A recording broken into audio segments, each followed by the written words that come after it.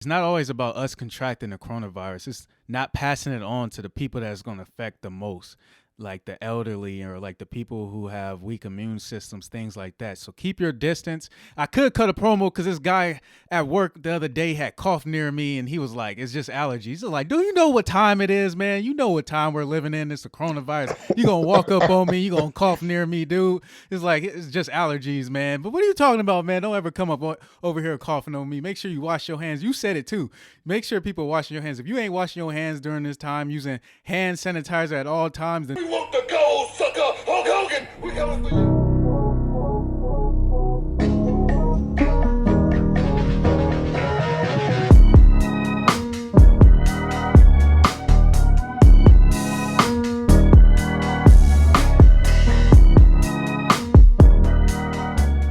welcome to the Voiceless podcast. We're here for another episode, and we got the co-host down in Atlanta. And I'm your co-host, Meech, first off, but we have the co-host down in Atlanta. We got John, the one and only. Say what's up to the people. Yo, the host from the East Coast, what's going on?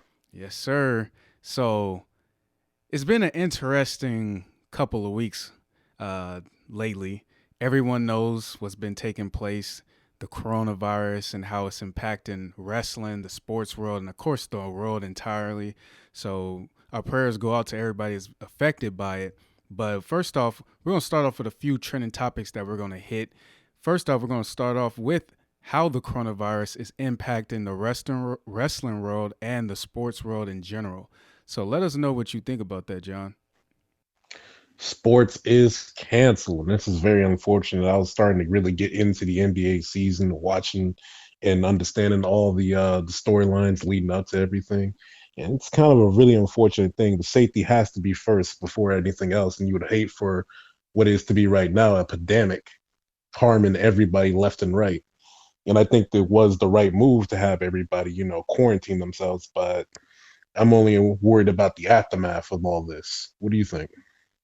Man, it's a crazy time. It's just a weird time because it came out of, like, of course we were hearing about it and how it was doing in other countries, and guessing how it came about in China, but it seemed like when it impacted the US, it just came about so quick. Like, and then everything started to change rapidly. So, and then of course, Adam Silver, the commissioner for the NBA, he was the first one to go and cancel the NBA season, or not cancel it, but postpone it, suspend it until further notice. And then every other sports league started to do the same thing. So, man, it's a tough time because this is really an exciting time of year. Everyone that knows me knows I'm a huge NBA fan, but I'm also a fan of the college basketball as well, which is they canceled the entire March Madness tournament entirely. They didn't say it was postponed, but they said it's canceled. So I feel bad for all those college athletes, especially like the seniors that will not even get a chance to play in the tournament. Hopefully things possibly could change. You never know. Down the line, they could bring it back, but and so that they could play. But it's just been a crazy time. Then, of course, wrestling, seeing how they're still continuing on with the shows. It's been hard to watch those shows, though, because like it's no fans there. And you start to appreciate it a lot more. You see what the fans bring to wrestling, and it takes the two. It takes the performers, but it also takes the energy you get from the fans to put out a great product. So it's been a crazy time. Mm-hmm. Definitely. Crazy time indeed. But with this, I believe that this is going to be the most interesting to watch wrestling due to the fact there are no crowds around. You're now able to do things you're not ever really able to do because crowds are here. So I'm looking forward to these next couple months of wrestling. And then another thing, you get to experiment a lot. You actually really do, because they get to experiment on like their camera angles. It's just like you can do as much as you want to do in a sense. And then later on the show, one of our main topics we're going to get into is should WrestleMania be canceled or postponed? But we're going to get down the line to talking about that. But it's just like you actually do get to experiment a lot. You don't have to really worry about fans reacting to you with boos or with cheers, depending on what you do. You should be able to get very creative for a lot of the performers. So it's definitely an interesting time, but Yeah, like you said, it's definitely safety first, and so that's what you have to go with first and foremost, anyway.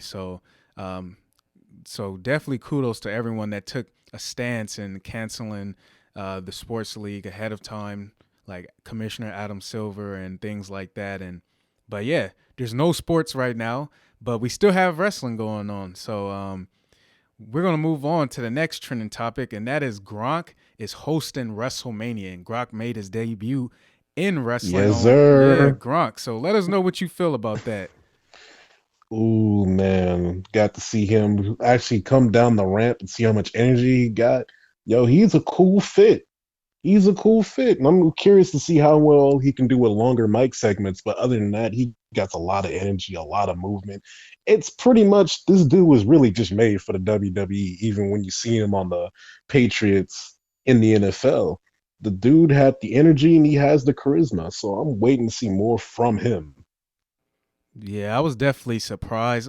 I guess I don't know why I was surprised because he's always been entertaining. That's what he was known for on the Patriots, not just being a great tight end, but also just being entertaining overall. And he definitely brings a great energy that you kind of miss in the WWE nowadays. And I like his segment with Mojo Rawley. He seemed like Mojo Rawley is starting to get more exposure because Gronk is there. And yeah, Hmm. seeing him get to debut on SmackDown with no fans and everything like that, and his promo skills. King Corbin came out, Elias came out. It's great energy he brings. He has great. He seems like he can cut good promos. I wonder if he's ever gonna hop in the wrestling ring and actually do some matches. What would you think about that?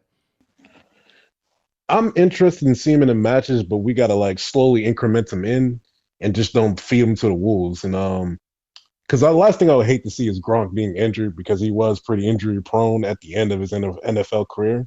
So I would hope that they would take very careful steps when putting him into the ring. And I look forward to it because I'm pretty sure he'd get creative and he will have put his personality into a match the similar way The Rock would put his personality into the match. So yeah, I'm very interested in seeing what they do with him. Yeah, I'm interested. I wonder if he actually can wrestle, if he's been taking any training classes or anything like that. If but I know that he can bring great energy. I know that he can bring great promos from what I've seen so far. And then he's going to be the host at WrestleMania, so we're going to see a lot more from him. And WrestleMania right now will be 2 nights as well, so we should see his hosting skills, his promo skills, and we're going to get to see him a lot more on camera in the WWE limelight. So I'm interested in seeing it, and I'm approving of it so far. Just so far, uh, Hmm.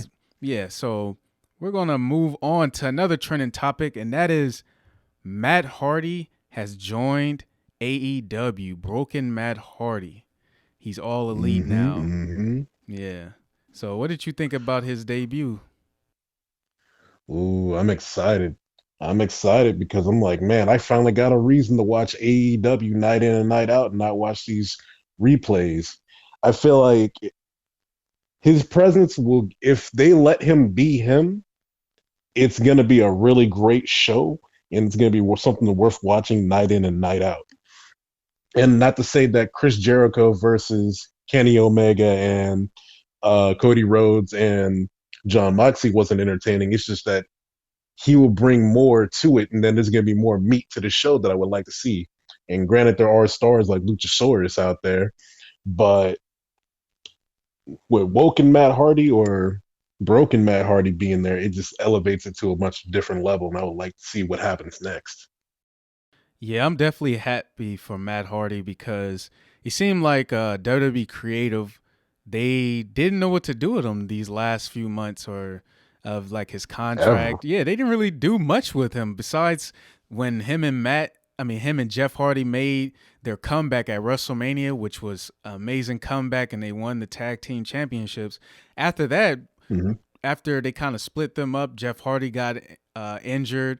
We seen Matt Hardy with we seen him. The, Wait, go ahead. he, was, he was with Bray Wyatt, and Yeah, technically he got rid of Sister Abigail, and then that's how we got the Fiend later down the line, because technically Matt freed him. Yeah, yeah. So that's what we got to see, and then I mean that was very short lived. It wasn't too long. We got to see him and the Fiend together. Really, well, not the Fiend, but you know. So, but it was just it was I don't know. They didn't do much with Matt Hardy, so I'm happy for him. I know he's gonna. They it seemed like in AEW they have like a lot of creative freedom, and for him, he seemed like he'd take a advantage of that. Of course, with being broken, Matt Hardy. My only problem with this debut is because of this time period right now, where everything that's going on with the coronavirus and fans not able to be there in these arenas. I would have wanted them to push it back some because I just think Matt Hardy making his debut and the way he did it, being up in the stands, it would have had a greater impact if the fans were able to be in that arena. But I get it because we don't know when this thing is going to cool down, when things are going to change. But I would have liked to see it pushed back a little bit until everything start to cool down with the virus to be able to see the fans react.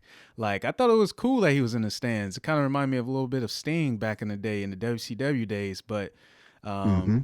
yeah, but seeing it with no fans, it was a little weird. It was a little weird. Yeah, it is a little weird, but I look forward to it though, because since there are no fans, this is when you get the best of broken Matt Hardy. Because when he had his entire rivalry with his brother in TNA, we got the whole entire saga of him battling his brother at the Hardy estate, and you got to see a bunch of like interesting and new ideas that even the WWE stole from, with the Wyatts versus the New Day.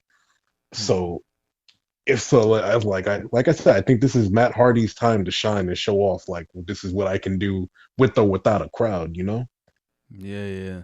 So I'm definitely gonna be tuning in to AEW a little bit more. That Matt Hardy's there. And you know, AEW. My only thing I gotta say about AEW, they can't make the mistake like TNA did in the past, where they just take a lot of the, or they just sign a lot of the past WWE superstars, and then without building up their own superstars enough. Because at the end of the day, when it's all said and done, Matt Hardy, his home is WWE. WWE. Chris Jericho's Yeah. home is WWE. So eventually they will make their return back to the WWE. And if you don't have your own superstars, your own built up superstars, then everyone's just gonna eventually leave and then Hmm. you have pretty much nothing. Yeah. Just like let's give you great examples. Like from TNA, look at Sting. Look at EC3. Look at Abyss. They're all gone and they're not with the brand no more. And you gotta make sure you build these guys up like Luchasaurus or Death Triangle, and make sure that these guys are going to be well known so they can help carry the show. Because Exactly. right now, all your top stars are ex WWE employees. I know the WWE has a monopoly on everything, but you got guys who never signed with them or only got past the training phase, which was guys like Kenny Omega, and guys who have very short time in the WWE, like X Pac, that people might not know. I mean, not X Pac, I mean Pac. My bad. Yeah. So So this is their time to like really build some people up and get that name out there. But hey, the ratings are coming in and they're doing pretty well. People are watching it, but let's see how long they stick with it. Exactly. So we'll just see. We're gonna be tuning into AEW, especially now that Broken Matt Hardy is a part of AEW and he's all elite now. But let us move on to the main topic of this week's show. And because everything that's transpiring with the coronavirus and the whole world is changing rapidly, should WrestleMania be canceled or should it just be postponed? Or should WrestleMania continue on like as of now it's still continuing on and there will be no fans and it'll be at the performance center? Let me know what you think about that. Oh man, that's a really rough one because I say right now, like the person in me would like to say safety first. No, still do WrestleMania, but you got to get very creative with it and make it even like cinematic. You just do things that you don't really ever get the chance to do, and I would even make it like where it's going to be like a movie that everybody gets to watch and it's going to be a spectacle. Hmm. Or I think it should be postponed due to the fact I feel like WrestleMania is like the Super Bowl or the NBA Grand Finals or the FIFA World Cup. It's that event that people travel from across the world to come see. And I feel like that moment or that event should never be taken away from them, and this should be postponed. And that's really what I got to say about it. And another thing I would like to say though is just like, you would want to make sure that the wrestlers can't contract it. So I wouldn't even put it in a small arena with a small amount of fans. So I would make sure everybody stays separated and outright postpone the show, but don't cancel it. But I would hate for it to interfere with an event like SummerSlam though. Yeah. See, it's a tough thing because, of course, I don't know the business side. I don't know the logistics and everything. I'm just speaking purely as a fan and thinking also from the wrestler's point of view. Man, if I had to really just say what I think, man, I just think they need to postpone it. They need to wait to see what happens. Like sometime, cause like the NBA, what they're doing is they're postponing the season so far until maybe the summer, maybe until July. Though things are changing quickly, so we don't know what's going to happen with all of that. But because in the same similar way, I think they should postpone WrestleMania and let it be somewhere in the summer. I know it's going to change up. SummerSlam is going to change up this whole season, but that's what happens when something like this changes the whole world. When you have a pandemic, things are going to change. So, and because of that, you can't. I don't believe that WrestleMania will be the same without any fans. Just imagine Drew McIntyre, he finally has his moment. He's supposed to beat Brock Lesnar, become the champion. And then you don't even hear the fans. You don't hear the amazing moment like the Kofi Mania. Drew McIntyre, this will be his WrestleMania where he gets put over officially like Kofi Kingston. Imagine Kofi Mania without any fans. Imagine that. So that's what I kind of think of. And I'm like, Drew McIntyre, it will suck for a lot of the wrestlers, and I have to just think about that. And then not only that, like Edge, he finally makes his return. He's about to face Randy Orton in a last man standing match. And just to throw this out here, if y'all weren't able to see Monday Night Raw, Randy Orton's promos, man, him and AJ Styles promos are just on a whole nother level. I gotta give them credit. But back to the point, Edge makes his return. Imagine the fans' reaction when he would have made his return at his first WrestleMania in a decade. And it's like, man, we don't get to see that. And I know they're trying to do the 2 nights, but I don't want to see WrestleMania in a performance center. It's been hard enough to kind of watch Raw or SmackDown in a performance center without any fans. So I don't know. For me, it would be tough to want to see a WrestleMania without any fans. I definitely believe they should postpone it. I agree with you wholeheartedly. I 100% do, but like I said, because of the coronavirus, we're now getting opened up to things that aren't typically ever going to be done before, and we're getting opportunities we get to see, like Triple H coming in to do commentary, which was like something that I really did like. I'm a big fan of like watching the wrestlers be the personalities when they commentate. And similar to CM Punk when he did it, or John Cena, they all bring something better than the guys who are typically there every other week. So I just want to see what can they do to salvage this or make a better opportunity out of this situation. Yeah, as of now, WrestleMania is not canceled and WrestleMania will continue. And I've even heard rumors that they're actually filming it like this week so that, and then we'll see it eventually when it's supposed to actually come out. So the thing is that, man, this is a tough one because I understand, I think from a business standpoint, and from Vince's standpoint, there's like, just get it over with. Like we gotta get this over with. I know this is gonna suck, but at the end of the day, we gotta make the most out of it. We can get real creative with it. And I'm actually, if it does happen, I'll be interested in seeing what they're able to do with it. You got Gronk hosting WrestleMania. You got all these, great matches, but it will be no fans there.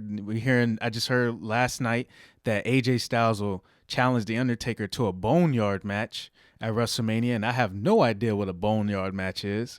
I never even heard that before. No one explained it either, so they just made it seem like we all knew what that was. But I Are they just, what do you think it is? I have no idea what a are they going boneyard. to a cemetery? Is someone gonna get buried in 6 feet of dirt? I'm curious. What is a boneyard match? That's what he made it Oh seem. man. He made it seem like he was like, I'm going to challenge you to a match you're familiar with. And I'm like, is this like a buried alive match? But they just changed the name to boneyard match. I'm like, I'm not sure what the boneyard match is. I ain't never heard Undertaker in a boneyard match, but I was like, it must be something that Undertaker, like, we've seen before in a sense, but they just changed the name. I was like, I don't know what this is. It's not a casket match. It's not a buried alive match. It's not the flaming table match. So I'm just like, what could this be? Man. But oh man, ah man. But that got me interested. I know I'll be watching. Yeah, so even if WrestleMania is not postponed or canceled and it continues on like it's supposed to as of now, I'll still be tuning in to see what happens with it. I'll be interested in seeing how they make the best out of what they can do with this situation, and they're trying to make it 2 nights. So which is also interesting. What do you think about that? WrestleMania being made into 2 nights. I like it.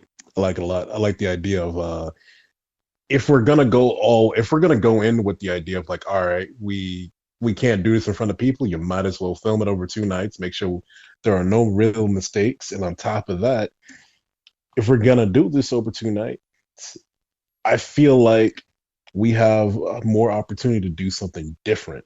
Mm. So that's why I think with the boneyard match, I think that match is probably going to be in the cemetery with the Mm. ring. That And we probably, and like, think of it like this though. Imagine Roman Reigns versus Goldberg, right? But we're fighting in an empty apartment, so they can just tear down walls, spear each other through drywall, and all types of crazy nonsense like that. mm. So if we're gonna do this over 2 nights, hey man, give us multiple opportunities to do things we can't typically do. Mm. That's actually an interesting idea. I didn't think about it from that standpoint.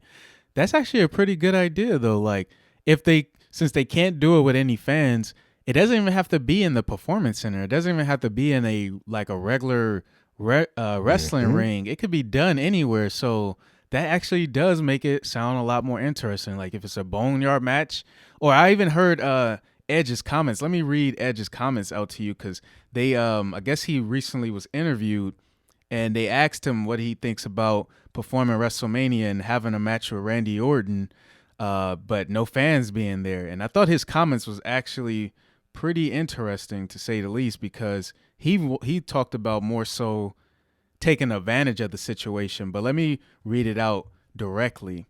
So he said, "There's been an empty area match with Mick Foley and Rock, but nothing like this." He said, "Nothing like WrestleMania, an empty performance center. It hasn't been done. Sure, it's not ideal. We all get it, but we have to make do with what we have to make do. We have to figure it out.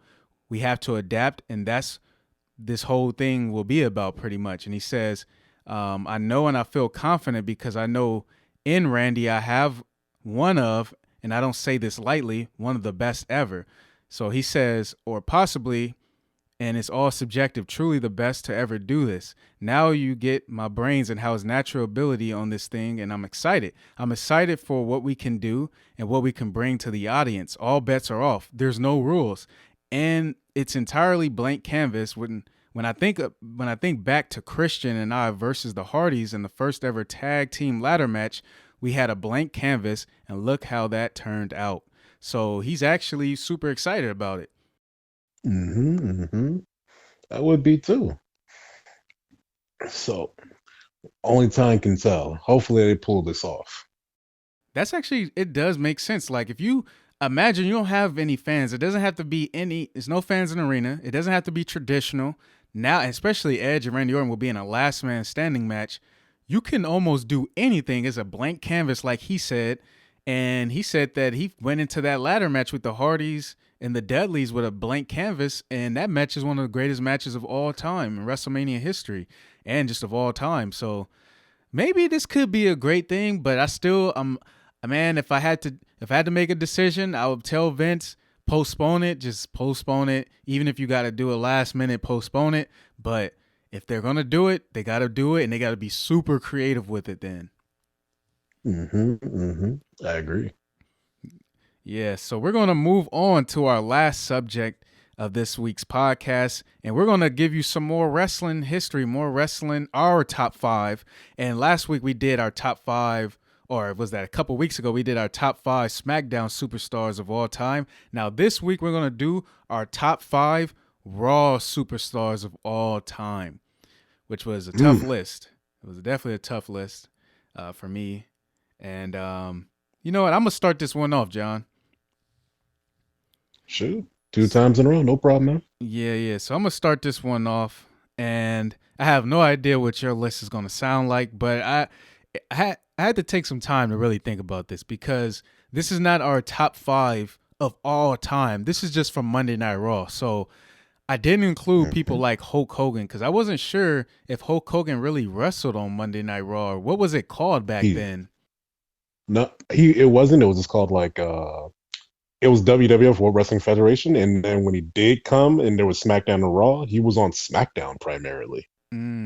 Yeah. So that's why I didn't include greats like Hulk Hogan. I didn't include greats like Ric Flair, and then maybe down the line we'll do a top five of all time, and then we'll see if they're on the list. But I try to put wrestlers that I know for sure were part of that Monday Night Raw era. And just an honorable mention, Bret the Hitman Hart. He didn't make my list, but he would be number 6 if he was. He didn't make my list because he just wasn't one of my favorites, but of course, he's one of the greatest of all time. And this is my list, my favorite. So my number 5, I got to give it to Mick Foley, a.k.a. Mankind, a.k.a. Cactus Jack, a.k.a. Dude Love. My favorite version of Mick Foley is Cactus Jack, just to say that. But I got to include him. This man went through so many things just in his career alone that you got to give this man credit. The Rock and Sock connection, all the hardcore matches, all the Hell in a Cell beatdowns that he's taken that his body feels to this very day. I got to give him his credit. He's definitely in my number 5 right now for my top 5 lists. Yeah. Hey, let's not forget about the personas. Along with Dude Love, Mankind. Dude just can do it all, like a Swiss Army knife. But go on. Exactly. And then we're going to move on to my number 4. My number 4, and because he's one of my favorite, and he's actually, to me, I remember him more on Monday Night Raw, but he was on SmackDown and all those things as well. But I'm going to have to give Chris Jericho his credit. The man that is now in AEW. The man is just pure entertainment. What can we say? This man is a great wrestler. He's still wrestling to this very day, and he's one of the greatest at cutting promos. So I'm going to give Chris Jericho his credit. I've always enjoyed his rivalries, whether he was heel or babyface. And Chris Jericho I've always been a fan, so he's my number 4 on my list. Yes. And then we're going to move on to my number 3. This guy is one of the greatest of all time. You just mentioned him not too long ago. He's great, entertaining every time you see him, whether he's heel, babyface, whether he's the leader of Evolution or the leader of DX or co-leader of DX. The man I'm talking about, the man that is running NXT, the game, Triple H. He's definitely my number 3. This man is Hall of Famer, though he's not in the Hall of Fame yet. He should be soon. Probably not going to be anytime soon because he still wrestles here and there. But it's Triple H, man. What can I say? The man has done it all. He is the game. He's now teaching the game to everybody. So it's Triple H, man. I've enjoyed him on Evolution, though I couldn't stand him because they always were cheating to win, and he was heel. I enjoyed him with DX. He's the GOAT. He's one of the greatest of all time. Number 2. Here goes my number 2. This man, he can be number 1 on any list if we're talking about greatest of all time. But I got to give it to Heartbreak Kid Shawn Michaels. He's my number 2. He could have been my number 1, but he's my number 2. And man, what can we say? Shawn Michaels is one of the greatest of all time. He's already a Hall of Famer. The man has put on some of the greatest matches in history multiple times with The Undertaker, with Bret Hart, with just greats. I would love to see him versus The Rock one day. Though they're both out of their prime, I believe they can do it. I believe they can do it Uh, still. I don't know. It seems like Sean's back might need some magic surgery. Maybe the same thing Edge got to get him back in the ring, but we'll see. Because never say never when you're in the WWE. Exactly. Never say never. So Shawn Michaels, I don't have to say much about that. Shawn Michaels was my number 2, but my number 1, man, this guy was at the top when the Monday Night Wars was taking place between Monday Night Raw and WCW. This guy was the top babyface probably of all time, and he was the top babyface when wrestling was at its peak during the Attitude Era. It was The Rock and it was this guy. You know who I'm talking about. They just celebrated 316 Day, March 3rd. All right, March 16th. Yeah, March 16th, 316, Austin 316. And that is Stone Cold Steve Austin. That was my favorite wrestler growing up as a kid. That just lets you know he was great. He inspired me, a young kid. You know, it's just like a young kid that's not even the same ethnicity as him, the same race, but he was on top. And it's Stone Cold. And now I'm just a fan of his podcast that he does interviews. When he just recently did an interview with Bret Hart. I watched it, loved it. Stone Cold. Mm. He's my number 1. That's my list. Stone Cold number 1, Shawn Michaels number 2, Triple H number 3, Chris Jericho number 4, number 5, Mick Foley, aka Cactus Jack, Dude Love Mankind. And that's my list. Oh man, I really do like that list. That is pretty solid. Pretty solid indeed. But I'm like, man, where are the female wrestlers at? Dang. Oh, yeah. But all right. You know, I give them an honorable mention too. Matter of fact, let me just throw this out here too. Honorable mention, if we're talking about female superstars, when we're talking about Raw, I obviously think of Trish Stratus and I think of Lita. They're the first 2 that come to mind. I'm not going to include this new era, but that's who I come to think of is Trish Stratus and Lita. But go ahead. All right. So my top 5 wrestlers of all time for the Raw brand. Number 5, Lita. Lita was one of the first female wrestlers that I ever got to watch, and actually made me be like, man, these women can do anything. And on top of that, she's putting on better matches than some of the dudes. Better than Lance Storm. Better than some of the main events that they put on. But hey, man, I had to give her props and I had to put her at number 5. Now for my number 4. My number 4 wrestler of all time for the Raw brand is actually going to be the guy that got me to watch it day and night after, which is Eddie Guerrero. The reason why I pick Eddie Guerrero is because of the fact when he brought in the Latino heat, I didn't know nothing about it and I didn't know anything about that culture, but when he came in, he was like, yo, this is cool. And on top of that, he was one of the coolest wrestlers in that ring. And then they get to watch back in the day when he first came in after his WCW stint. He teamed up with China. He teamed up with Benoit. He teamed up with everybody. And then he put on match after match, and the dude could carry a show. That's why he's number 4. Now, my number 3 wrestler for the Raw brand, though, is the Heartbreak Kid, Shawn Michaels. Due to the fact that he can talk his way in and out of any situation and be the bad guy in the situation and have people love him. And I'm referencing his series of matches with Chris Jericho. Shawn Michaels was completely in the wrong for that rivalry, but guess what? People loved him and they cheered him. That's how you know he's just too good. But he can talk his way in and out of a situation. I love him for it, but he also showed a lot of heart because when he got injured, no one knew he'll ever come back, and he was getting dogged the entire time and storied by Triple H. And that all, came to be after the first Elimination Chamber match. And now for my number 2 Raw, the greatest performer of all time, and I have to say that's going to be the Texas Rattlesnake, Mr. 316, Stone Cold Steve Austin, due to the fact that dude, when he was in wrestling, well, guess what? The show, that was the him show. Pretty much the show flowed in and out of Stone Cold Steve Austin, he was the driver's seat, and they obviously wanted him to be there.